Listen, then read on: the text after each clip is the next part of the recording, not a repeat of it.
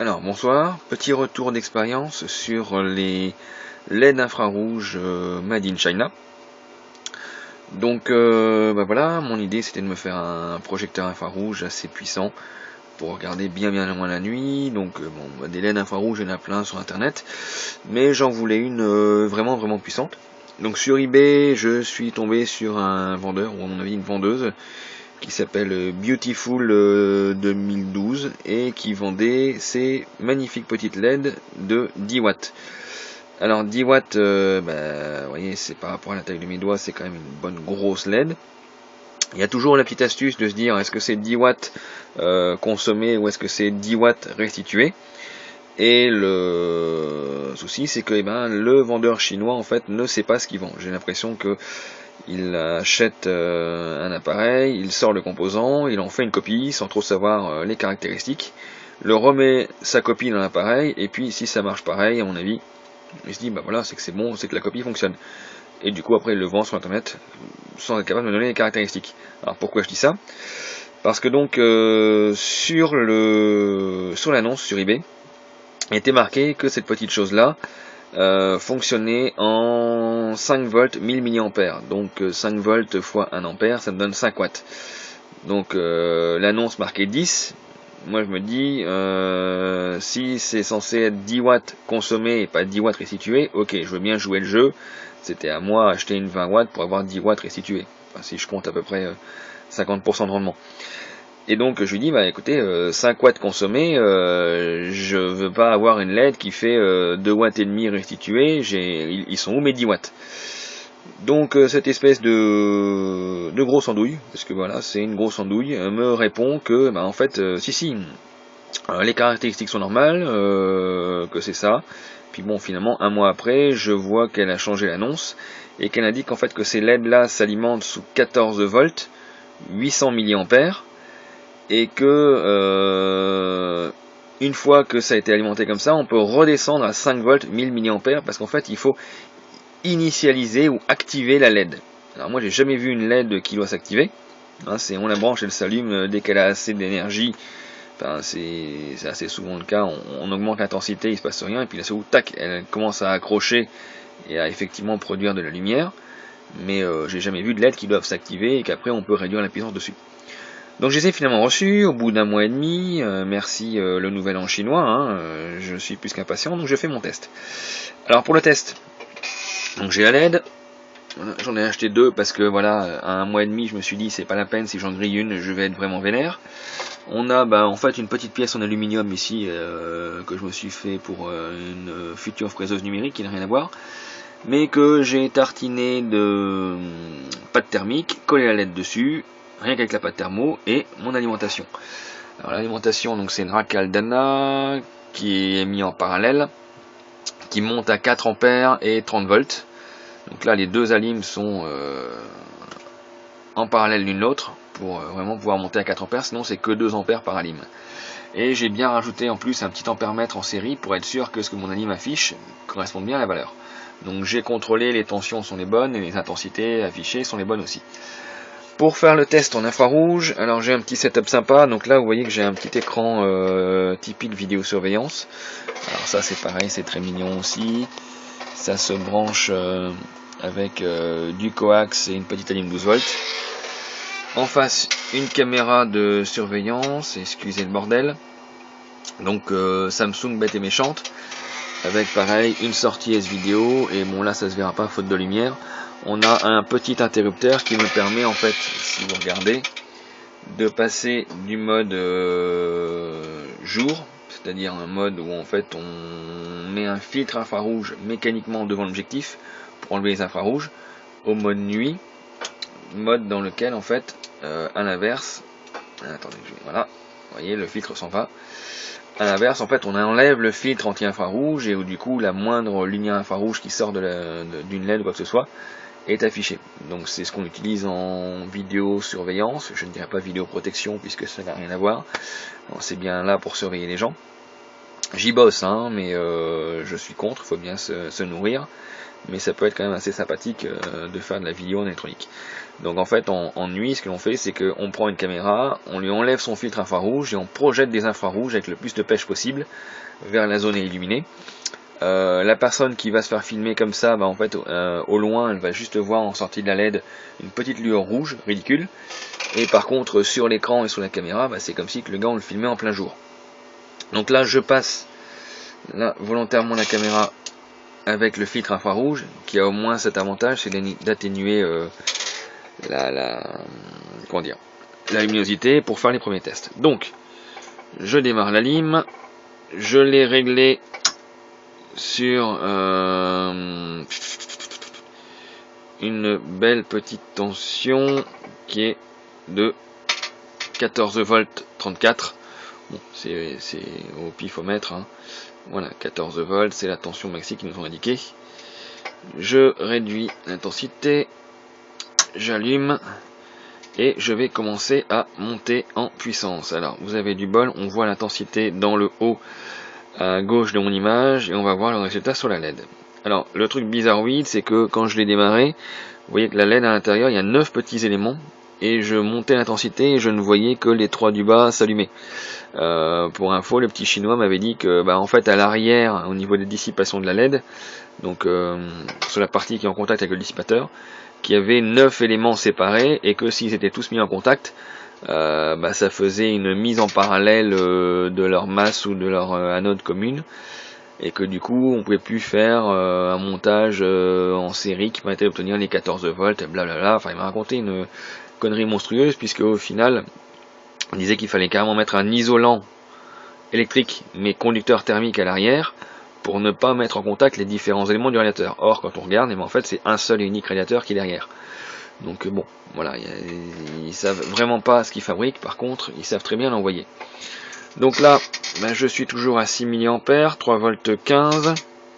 Je vais augmenter et attention, voilà, ça y est, on commence à voir déjà de la lumière qui apparaît. Alors c'est les 3 éléments du haut, les 3 éléments du bas. Je suis à 35 mA. Je monte, je monte, je monte. Voilà. Hop, hop, hop, 100 mA. Alors, à 100 mA, la différence de potentiel est de 3 volts 66. Avec le filtre infrarouge, je vois qu'effectivement, j'ai les 3 éléments du haut et 3 éléments du bas qui commencent à s'illuminer. Et moi, à l'œil nu, ben, effectivement, je vois de la petite lueur rouge, pas plus. On va regarder ce que la caméra m'indique. Je la passe en mode en mode nuit, si je trouve le bouton. Parce que forcément, comme dans tout atelier, voilà.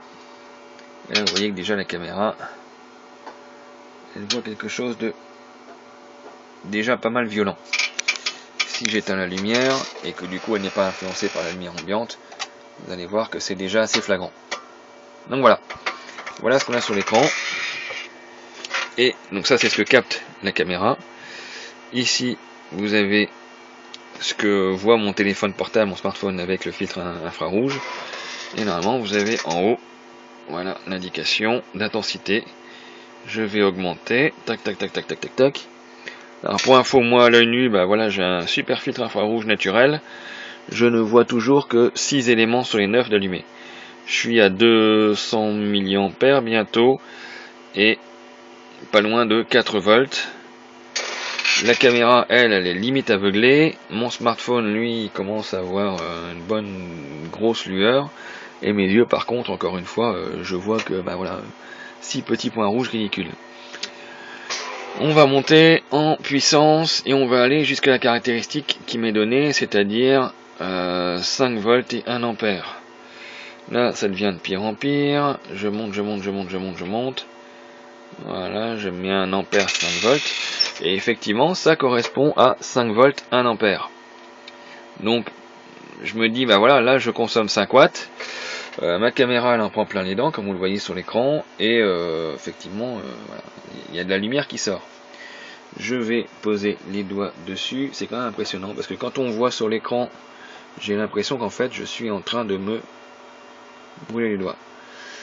Et au moins, je suis content, parce que la pâte thermique fait bien son effet. Elle m'a retiré il m'a dissipé une partie de la chaleur. Donc hop, je coupe pour terminer l'explication. Donc là j'ai fait 5 volts 1000 mAh, je consomme 5 watts. Si je suis logique, en partant d'un rendement de 50%, ce qui n'est pas du tout la bonne valeur, mais bon, pour un calcul rapide c'est plutôt pratique, on a à peu près 2 watts et demi d'infrarouge, et à 2 watts et demi la caméra est déjà bluffée, elle ne voit plus grand chose. Juste que là, l'astuce c'est qu'en fait je suis toujours à 6 éléments de la LED qui sont allumés sur les 9.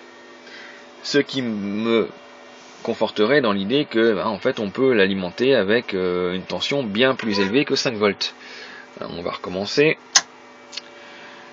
Je branche, j'éteins la lumière.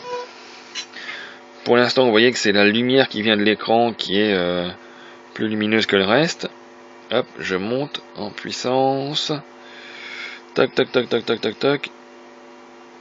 Voilà, là je suis de nouveau à 5 volts. Si je regarde à l'œil nu, en fait là j'ai les 6 éléments du bas qui sont allumés. Si je rabaisse ma puissance et que je remets, là par contre je remonte. Et là c'est les 6 éléments du haut et les 6 du bas. Voilà, je monte. J'ai toujours 6 éléments sur les 9. Je monte encore. Là je suis à plus de 2 ampères et 6 volts. C'est pas mal. Là je suis aux limites d'une alimentation simple. Il faut que je double pour être sûr d'avoir l'intensité. Je n'ai toujours que 6 éléments d'allumer. Ah, ça y est. Les 3 autres viennent de s'allumer à quand même plus de 3 ampères. Écoutez, on va tester. Je monte. Je ne suis toujours pas à mes 14 volts. Par contre, je suis arrivé à la limite max de l'intensité de mon alimentation. C'est-à-dire que là, je suis à 7 volts et pas loin de 4 ampères qui partent dans cette petite LED. Et la grosse gourmande, comme vous le voyez, en fait, les points qui clignotent sous mon ampèremètre, elle en réclame encore plus. Donc on va regarder un petit truc. Je coupe. Hop. Si on regarde derrière moi, je vais alimenter. Je filme l'intérieur de mon labo. Alors, rien ne se passe, forcément. Parce qu'en fait, il y a le filtre infrarouge. Là, c'est légèrement lumineux. Par contre, si je demande à ma caméra d'aller filmer ce qui se passe dans mon labo, vous allez voir que là, c'est une autre histoire.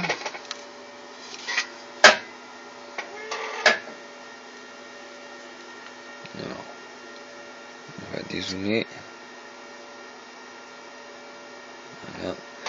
Et j'alimente l'ensemble. Et voilà en fait tel que je suis éclairé par la LED.